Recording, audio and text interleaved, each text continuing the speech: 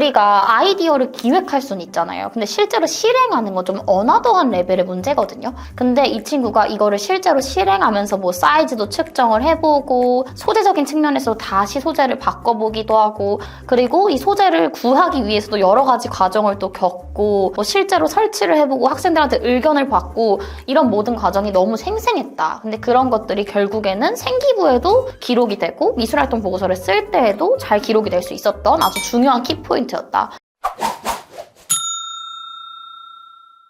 안녕하세요. 미술대학 자율전공 명문 시리즈로 또 새로운 합격생을 모시고 인터뷰를 찍어보도록 하겠습니다. 자기소개 한번 해줄까요? 저는 미자전 25학번 유지혜라고 합니다. 박수. 우리 학생을 모신 이유는요. 요새 홍익대학교의 인재상이 문제 해결 능력을 요구하는 방향으로 변화하고 있습니다. 실질적으로 홍익대학교 학부모들도 문제 해결 능력을 함양할 수 있게끔 하는 방향성으로 많이 수정이 되었어요. 근데 우리 학생이 문제 해결 능력이 미친 학생입니다. 그래서 우리 학생의 이야기를 꼭 한번 소개해주고 싶었어요. 그러면 문제 해결 능력이라는 거는 무엇이냐? 사실은 본인을 둘러싸고 있는 모든 게 다 문제이기 때문에 자기가 남들과는 조금 다른 섬세한 관찰력을 가지고 해결해야 될 것을 찾는 것. 그리고 해결이라는 측면에서는 어떻게 이거에 대한 솔루션을 제공을 하고 그리고 결국에는 그 솔루션이 더 고도화되기 위해서는 이걸 디자인한 디자이너가 없어도 좀 자생적으로 운영할 수 있는 그 프로세스까지 마련하는 것. 그게 이제 진정한 문제 해결 능력이라고 할 수 있겠죠. 근데 그런 것들을 여러 가지 활동에서 같이 보여주려고 노력을 했고 그리고 문제 해결 능력이라는 것은 결국에는 사회적인 어떤 사람들한테 영향력을 미칠 수 있는 디자인을 추구하는 거기 때문에 그런 좀 비전 중심의 생기부를 만들었어요. 매체는 오히려 다양하게 가져왔고요. 근데 그게 미술대학 자율전공이 아주 적합한 생기부였던 거죠. 그러면 우리 좀 인상 깊었던 활동은 뭐가 있었어요? 학교 생활하면서 제가 여고를 나왔는데 친구들이 여름철에 짧은 치마를 입고 있어가지고 굉장히 수업하는데 불편함을 느끼는 경우에서 좀 문제를 찾아가지고 이걸 어떻게 책상 밑에 가림막을 만들면 좋겠는데 어떻게 만들면 좋을까 고민을 하다가 일반 쓰레기로 버려지는 폐 배너를 활용해가지고 똑같이 책상이랑 잘 녹아들도록 회색으로 또 친환경 아크릴 물감으로 칠도 하고 그 밑에는 좀 교품 같은 것도 넣으면서 이렇게 업사이클 활동을 했었습니다. 맞아요. 너무 좋은 활동이었고 이 활동에서 제가 좋다고 생각하는 지점은 두 가지가 있는데 일단 첫 번째는 실제로 실행을 했다는 점. 그러니까 우리가 아이디어를 기획할 수는 있잖아요. 근데 실제로 실행하는 건 좀 어나더한 레벨의 문제거든요. 근데 이 친구가 이거를 실제로 실행하면서 뭐 사이즈도 측정을 해보고 소재적인 측면에서 다시 소재를 바꿔보기도 하고 그리고 이 소재를 구하기 위해서도 여러 가지 과정을 또 겪고 뭐 실제로 설치를 해보고 학생들한테 의견을 받고 이런 모든 과정이 너무 생생했다. 근데 그런 것들이 결국에는 생기부에도 기록이 되고 미술활동 보고서를 쓸 때에도 잘 기록이 될 수 있었던 아주 중요한 키포인트였다. 그리고 또 두 번째는 뭐가 있냐면 문제 해결 능력이라는 측면에서 사실은 굉장히 진정성 있는 문제 해결은 본인의 문제에서 해결을 해야 되는 거예요.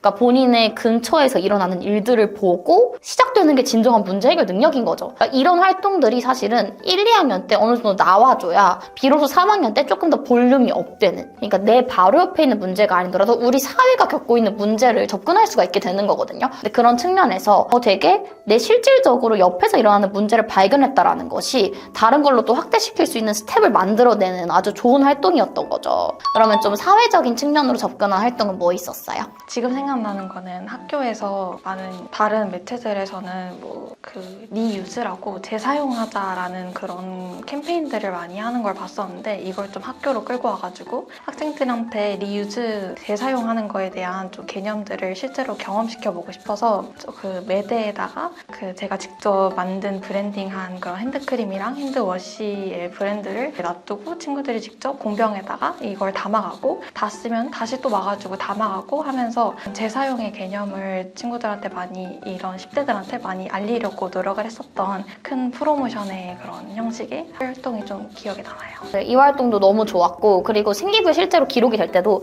선생님들이 너무 감동을 했나 봐. 그래서 이 학생들의 반응 같은 거를 엄청 많이 써준 거예요. 근데 그런 한 줄이 진짜 도움이 많이 되거든요. 왜냐면 이건 객관적인 지표로 작동을 하는 거예요. 활동이 당연히 뭐 의도도 좋고 과정도 좋을 수는 있겠지만 제3자의 평가가 이런 식으로 발생했습니다를 써주면 홍대 입장에서도 아, 이 학생은 누가 봐도 좋은 활동을 한 좋은 학생이구나 라고 믿을 수 있는 지표가 생기는 거니까 그게 또 엄청 도움이 많이 됐었죠. 그래서 제가 이 학생의 미술활동 보고서를 같이 작성을 할 때는 고민했던 부분은 그거였어요. 굉장히 좋고 볼륨이 뛰어난 활동들을 가지고 있는데 이것을 우리의 그 제한된 600자, 300자 안에 녹이는 것이 생각보다 쉬운 일은 아니거든요. 그래서 그런 부분을 좀 많이 고민하면서 접근을 했던 것 같아요. ER보 쓸 때는 어땠던 것 같아요? 저도 같은 고민이 있어. 굉장히 한 활동을 해도 뭐 브랜딩도 하고 실제 프로모션도 해보고 뭐 이런 식으로 굉장히 여러 가지 절차를 밟았는데 이걸 다 어떻게 녹여내지 하면서 진짜 많이 고민하고 계속 수정을 거쳐가지고 이걸 이렇게 표현하는 게 이것도 약간 사인을 주는 것 같아. 이 활동도 한 것처럼 다시 이것도 이렇게 넣어보자. 단어를 이렇게 바꿔보자 하면서 좀 오래 걸렸던 그런 기억이 남습니다.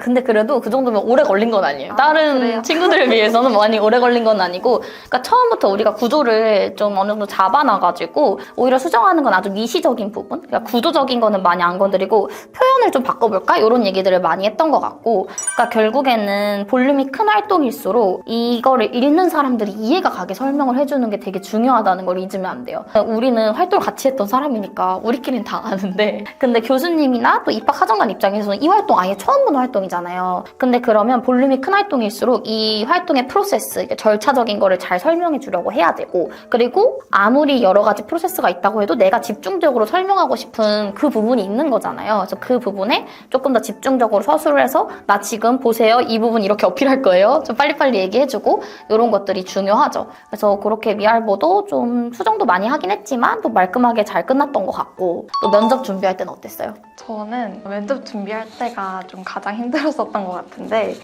제가 하고 싶은 얘기는 많은데 이게 실제적으로 표현이 잘 안 되다 보니까 굉장히 스스로한테도 되게 답답하고 자책도 많이 하고 그럴수록 좀 약간 우울해지고 뭐 이런 느낌이 들긴 했는데 그래도 막판에 가면 갈수록 조금씩 느는 게 좀 보이기도 하고 그리고 모의 면접 같은 것도 하면서 이런 약간 실제로 면접을 본다 뭐 이런 실전에 좀 직접 경험을 해보는 그런 경험을 통해서 점점 나아지고 마지막 날에는 완전 나 괜찮을 것 같다 이러면서 갔던 확신을 가지면서 갔던 기억이 있습니다.